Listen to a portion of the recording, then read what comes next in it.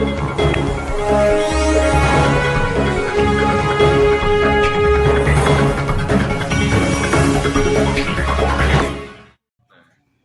Cell oxygen के बिना, तो हमको पता है कि 4 से 6 मिनट तक ऑक्सीजन नहीं पहुंच पाए देन वो ब्रेन सेल का डेथ हो जाता है। तो ऐसा डेथ हुआ brain cell can it regenerate, मतलब वापस आ सकता है, नहीं आ सकता।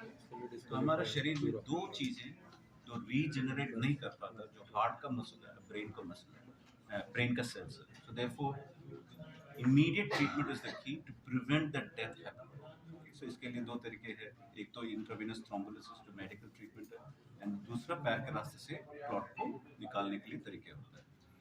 But important thing is there are many risk factors. The first and foremost I would say is the diet.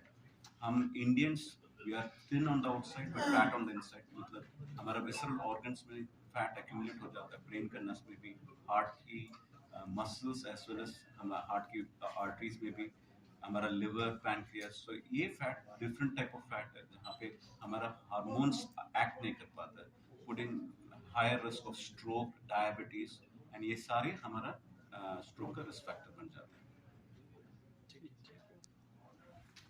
आप क्या कहना चाहेंगे जी? आपका ट्रीटमेंट हुआ है, क्या कुछ बोलना चाहेंगे आप? माइक दे दे, माइक कौन गया?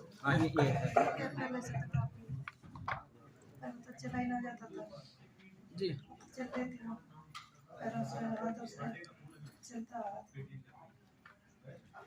तो अभी किसी प्रकार की कोई परेशानी तो नहीं है आपको? हाँ, थोड़ा वीकनेस लग रही है, वीकनेस तो है। कितना टाइम हो गया ऑपरेशन को? 3 महीने हो गए।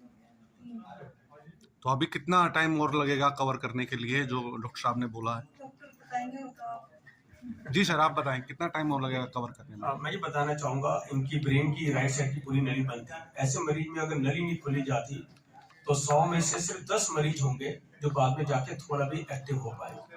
पर हमने प्रोसीजर कर दिया, आज इंडिपेंडेंट हो चुके हैं। अच्छी न्यूज है, अगर हम ब्रेन बचा लेते तो ब्रेन रिकवर करता रहता है। तो 3 महीने तो अर्ली स्टेज है, ये रिकवरी की 6 महीने से 1 साल तक चलती रहेगी, क्योंकि ब्रेन का टिश्यू बचा लिया तो रीवायरिंग एक तरह से पॉसिबल है। तो I am very hopeful that another 9 महीने जब 1 साल पूरे हो जाएंगे, she feel much better than even now. अभी कितना टाइम इनकी जो है दवाइयाँ चलेंगी? देखिए, कुछ दवाइयां तो एक बार स्ट्रोक होता है वो लाइफ लॉन्ग चलनी चाहिए, हमें छोड़नी नहीं चाहिए, क्योंकि कोलेस्ट्रॉल डिपॉजिट ये यंग एज में ही इनको है, अर्ली 40s में इनको स्ट्रोक हुआ है, इनको थोड़ा डायबिटीज, ब्लड प्रेशर की भी दिक्कत है। तो दवाइयां जो है ये कंट्रोल में, फ्यूचर में स्ट्रोक या इवन हार्ट डिजीज प्रिवेंट करने के लिए दवाइयां तो लाइफ लॉन्ग चलेंगी। कुछ दवाइयां बंद कर देंगे, पर थोड़ी सी ब्लड थिनर और ब्लड प्रेशर, डायबिटीज, ये दवाइयां तो जिंदगी भर लेनी चाहिए ताकि फ्यूचर में ना हो। ये सबसे इंपॉर्टेंट है। जिन मरीज को स्ट्रोक हो गया उसका हार्ट अटैक का रिस्क, जो हार्ट अटैक हुआ उसको स्ट्रोक का रिस्क है।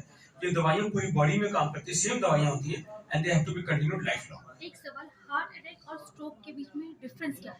हार्ट अटैक में जब हार्ट की नली बंद हुई तो हार्ट को अटैक आ गया, जब ब्रेन की नली बंद हुई ब्रेन अटैक आया, उसको हम स्ट्रोक कहते हैं। कुछ कॉमन रिस्क फैक्टर्स हैं, ये नलियों की बीमारी है तो कॉमन रिस्क फैक्टर्स हैं हमारे।